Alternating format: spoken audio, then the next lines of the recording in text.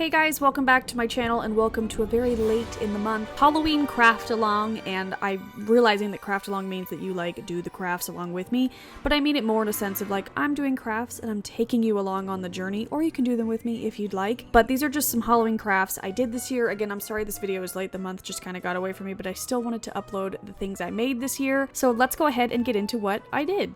So first up is this pumpkin diffuser sleeve, as I'm calling it. I'm sure you guys have seen it tons of times here on my channel or on my Instagram or whatever, but I had this idea that I wanted kind of a jack-o'-lantern because the Desert Mist diffuser that I have has a candle flicker setting, so I thought it would be so cool if it could like shine through a jack-o'-lantern of sorts. And then I discovered they have these carvable pumpkins. Well, I knew that because we've done it and we've carved these pumpkins in years past. So I let Bradley handle it because I am not very good at artistic things. He has a much more steady hand, but he likes to print out sort of like a stencil, if you will. He tapes it on the face of the pumpkin, and then he uses like a push pin to kind of map out his way, and then he uses an X-Acto knife to carve out the pumpkin. And I can link, if it's still available, this exact one below. It was from Target. I believe it was the 13 or 12 inch one, but it worked out so great. It was really easy to carve. Like I said, we use an X-Acto knife, so if you're doing this, be careful. But he basically just carves out the shape, follows the outline he made with the thumbtack dots, and then kind of just like pulls the pieces out, and then he uses the X-Acto knife to kind of just shave the areas and kind of make it look a little more perfected. But again, it's homemade, it doesn't need to look perfect, but I am so pleased with the way it turned out. I think it looks so cute, and I'm honestly sad that we have to put it away soon because I love pumpkins, but I'm proud of this. It wasn't even a Pinterest, it was something I thought up in my head. Oh, but also, of course, you have to cut out the bottom and the top so that you can fit it over the diffuser, and then it has a hole at the top so that the diffuser steam can come out. But then you see the shining candlelight from the face. If you, I feel like I'm not making sense, but I feel like you get what I mean. And even if your diffuser doesn't have like a flicker mode, just a light shining within it looks super cool, and I love it. I'm obsessed with it. I can't wait to pull this back out again next year, and it's just gonna bring me happiness for many years to come. Next up, I had the idea to make, because I was decorating a shelf in my office and I needed something tall in the back of the shelf, and something I like to decorate with on shelves is maybe like a picture frame with some art in it in the very back and stand it up straight. And I needed something, and I was just thinking about like how cute would like a candy corn print be all over like some pink cardstock. So I was like, you know what, that sounds easy enough, I'll just do it. So at first I was mapping them out with a pencil, but then I started freehanding them.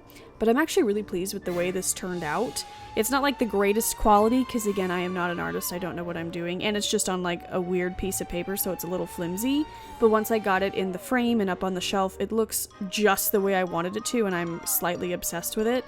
I love tiny prints of anything, so just like a bunch of candy corn made me really happy. And this was very relaxing to do as well. So as you see, I just lay down the yellow, and then I added orange on top. The yellow was the only one that I needed to do 2 coats of. The orange and the white were opaque in themselves. So it was a pretty fast process. It dried pretty quickly, but I thought it was super fun.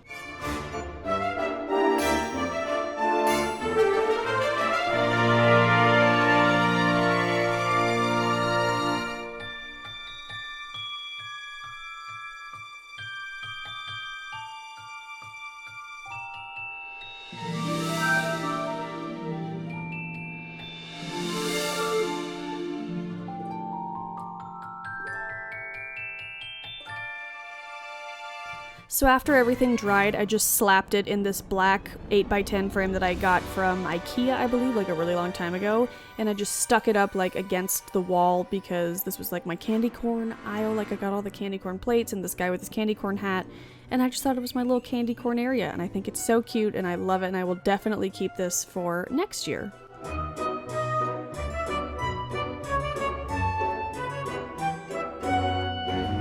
Next up is literally so simple, but so cute, and I kind of wish that I did it on a fake pumpkin so I could keep it for next year, but I mean, I could just do this every year. But I wanted to put pink polka dots on a white pumpkin, so I just selected my paint color. We have a lot of acrylic paints in this household just because we use them for a bunch of different crafts. So I selected which pink I wanted, and then I just sort of mapped out the polka dots by hand. I used a tiny brush. and then I let them dry, and then I went back in with a second coat to make them opaque. But like I said, this one's pretty simple. I'm just painting polka dots all over the pumpkin.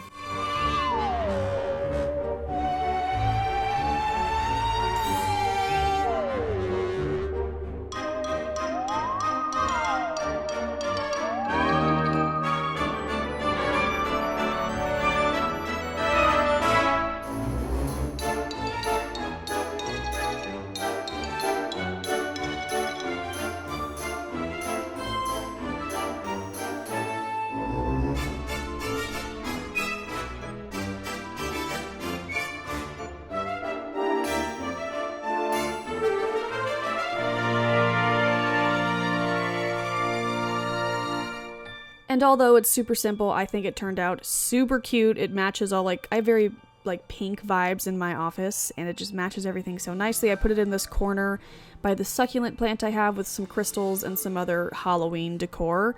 But I love it. Every time I look at it, I'm like, ugh, I wish that that was permanent and I didn't have to throw it away when the pumpkin rots. But for now, I am absolutely obsessed with it. And last but not least, I wanted to make a pumpkin pom-pom garland. So I made a bunch of little pumpkins, not a bunch, I just made a few because I wanted the garland to fit above my mirror in the living room. So I took my pom-pom maker, which I can link the exact pom-pom makers I have down below, and I just used some orange yarn and I'm making my pom-pom. I thought I'd speed up the process for you, but it's super easy. You just wrap around the yarn, especially if you get one of these pom-pom makers, it kind of just like lays it out for you. You wrap both sides, you close it, you cut them on both sides, you use a piece of string to tie everything together, and then you can open the pom-pom maker and get your pom-pom out. If you guys have been following me since last Christmas, you know I had like a pom-pom, like I blacked out with pom-poms there for a while. I made so many wreaths, which I want to, for like the fall, I want like a fall mustard pink pom-pom wreath. Maybe I'll make like an IGTV on how I make it.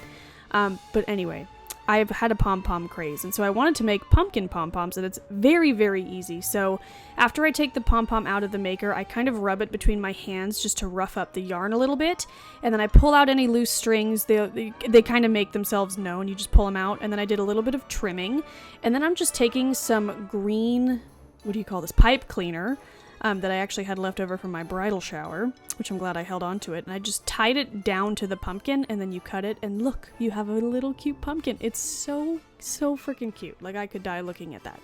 And then I just wanted to make a little banner, not a banner, a little string of garland. So I had 5 pumpkins. I had one larger one that I was going to put in the middle, and I wasn't exactly sure how to achieve this. I tried the first one tying it in the middle of, like, tying the yarn around the middle of it, but it kind of like squished the pom-pom and I didn't love it. So then I discovered to wrap the yarn twice around the stem and then cut a knot so that the pumpkin is hanging from the stem, if that makes sense. So I'm going to show you how I do it again. You just wrap the yarn around twice, tie it in a knot, and then the pumpkin is dangling down. So it's the issue with this is sometimes they would dangle in weird directions. So I cut off that other one. I'm going to retie it from the stem. But again, I just cut off whatever strings are left, wrap the thing around it twice, tie it in a knot so that it stays, and then move on to the next one.